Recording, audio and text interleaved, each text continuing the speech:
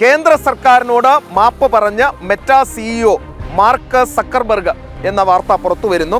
കുട്ടികളെ ലൈംഗിക ചൂഷണത്തിനിരയാക്കുന്ന പോസ്റ്റുകൾ, ഡീപ് ഫേക്ക് ഉള്ളടക്കങ്ങൾ എന്നിവയിലാണ് ക്ഷമാപണം. IT മന്ത്രാലയത്തിലെ ഉദ്യോഗസ്ഥരും മെറ്റയുടെ ആഗോള നേതൃത്വവും തമ്മിൽ 2 ദിവസമായി നടന്ന കൂടിക്കാഴ്ചയിലാണ് സക്കർബർഗ് ക്ഷമാപണം നടത്തിയത്. നിങ്ങൾക്കറിയാം പ്രിയ പ്രേക്ഷകരെ, ബംഗ്ലാദേശിലും നേപ്പാളിലും ശ്രീലങ്കയിലും നമ്മുടെ അയൽവക്കത്തൊക്കെ തന്നെ ഈ മെറ്റ എന്ന് പറയുന്ന ഈ സായിപ്പിൻ്റെ ഉടമസ്ഥതയിലുള്ള ഈ സംവിധാനം വഴി ആളുകൾക്ക് കലാപം ഇളക്കി വിടുന്നതിനുള്ള കണ്ടന്റുകൾ ചെയ്യാനും അത് പ്രചരിപ്പിക്കാനും എല്ലാ സ്വാതന്ത്ര്യവും ഈ സായിപ്പിൻ്റെ സംവിധാനം ചെയ്തു കൊടുത്തു മെറ്റ. ഇന്ത്യയുടെ പ്രധാനമന്ത്രി ഒരു പോസ്റ്റ് ഇട്ടപ്പോൾ ഈ കലാപത്തിൽ എരുതിയിൽ എണ്ണ ഒഴിക്കുന്നവരെ തുറന്നു കാട്ടിക്കൊണ്ട് അദ്ദേഹം ഇട്ട ഒരു പോസ്റ്റ് അത് ഡിലീറ്റ് ചെയ്ത് കളയുകയും ചെയ്തു. ഇവൻ്റെയൊക്കെ അരഗൻസ് എത്രത്തോളം ഉണ്ട് എന്നുള്ളത് അതിൽ നിന്നും വ്യക്തമാണ്. സായിപ്പിന് മനസ്സിലാക്കാതെ പോയ ഒരു കാര്യം, ശ്രീലങ്കയും നേപ്പാളും ബംഗ്ലാദേശും അല്ല ഭാരതം. ഇവിടെ രാഷ്ട്രത്തെ സ്നേഹിക്കുന്ന 10,000-കണക്കിന് ലക്ഷക്കണക്കിന് കോടിക്കണക്കിന് ആളുകളുടെ ആശീർവാദത്തോടെയാണ് നരേന്ദ്രമോദി പ്രധാനമന്ത്രിയായത്. അപ്പോൾ അദ്ദേഹത്തിൻ്റെ വാക്കുകൾ കേൾക്കാൻ ഇവിടുത്തെ ആളുകൾ തയ്യാറാണ്. മാപ്പ് പറഞ്ഞേ സായിപ്പ് പോകൂ, അതായിരുന്നു തീരുമാനം. സായിപ്പ് മാപ്പ് പറഞ്ഞിട്ടുണ്ട്. വാർത്തയിലേക്ക്.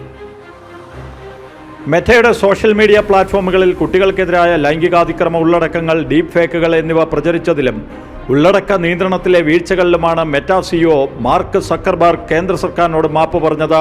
കേന്ദ്ര സർക്കാരുമായി നടത്തിയ ഉന്നതതല ചർച്ചകളിലാണ് സക്കർബർഗ് ഖേദം പ്രകടിപ്പിച്ചതെന്ന് ഔദ്യോഗിക വൃത്തങ്ങൾ അറിയിച്ചു. പ്രത്യേകതര ഉള്ളടക്കങ്ങൾ പ്രചരിപ്പിക്കാനായി പണം വാങ്ങി, പിഴവുകളിൽ ഖേദിക്കുന്നുവെന്നും കേന്ദ്ര സർക്കാരിനോട് സക്കർബർഗ് വ്യക്തമാക്കി. മെറ്റയ്ക്ക് നിയമപരിരക്ഷയില്ലെന്ന് IT മന്ത്രാലയം അറിയിച്ചു. ഉള്ളടക്കം ആര് കാണണമെന്ന് മെറ്റ തീരുമാനിക്കുന്നുവെന്ന് മന്ത്രാലയം ചൂണ്ടിക്കാട്ടി. ഫേസ്ബുക്ക്, ഇൻസ്റ്റാഗ്രാം ഉൾപ്പെടെയുള്ള മെറ്റ പ്ലാറ്റ്ഫോമുകളിൽ നിയമവിരുദ്ധമായ ഉള്ളടക്കങ്ങളും വ്യാജ പ്രചാരണങ്ങളും തടയുന്നതിൽ സംഭവിച്ച പ്രവർത്തനപരമായ പോരായ്മകൾ സക്കർബർഗ് തത്വത്തിൽ അംഗീകരിച്ചു.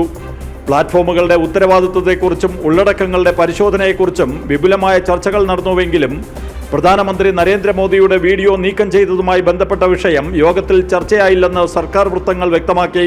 ഓൺലൈൻ സുരക്ഷ കർശനമാക്കുന്നതിനും ദോഷകരമായ ഉള്ളടക്കങ്ങൾ വേഗത്തിൽ കണ്ടെത്തി നീക്കം ചെയ്യുന്നതിനുമായി പ്ലാറ്റ്ഫോമിലെ സാങ്കേതിക സംവിധാനങ്ങൾ മെച്ചപ്പെടുത്തുമെന്ന് മെറ്റ ഉറപ്പു നൽകി. കേന്ദ്ര സർക്കാരും IT മന്ത്രാലയവും ഡിജിറ്റൽ പ്ലാറ്റ്ഫോമുകളുടെ സുരക്ഷയിൽ കർശന നിലപാട് തുടരുന്നതിനിടെയാണ് മെറ്റയുടെ വിശദീകരണം. നേരത്തെ പ്രധാനമന്ത്രി മോദിയുടെ വീഡിയോ ഫേസ്ബുക്കിൽ നിന്ന് താൽക്കാലികമായി നീക്കം ചെയ്ത സംഭവത്തിൽ സക്കർബർഗിന് പാർലമെന്ററി സമിതി അന്ത്യശാസനം നൽകിയിരുന്നു.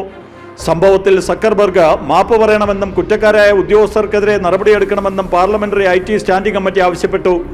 മാപ്പ് പറഞ്ഞില്ലെങ്കിൽ രാജ്യത്ത് മെറ്റയ്ക്ക് ലഭിക്കുന്ന സേഫ് ഹാർബർ നിയമപരിരക്ഷ റദ്ദാക്കുന്നതടക്കമുള്ള കടുത്ത നടപടികളിലേക്ക് കടക്കുമെന്നും സമിതി മുന്നറിയിപ്പ് നൽകിയിരുന്നു. ജനം, ഡൽഹി.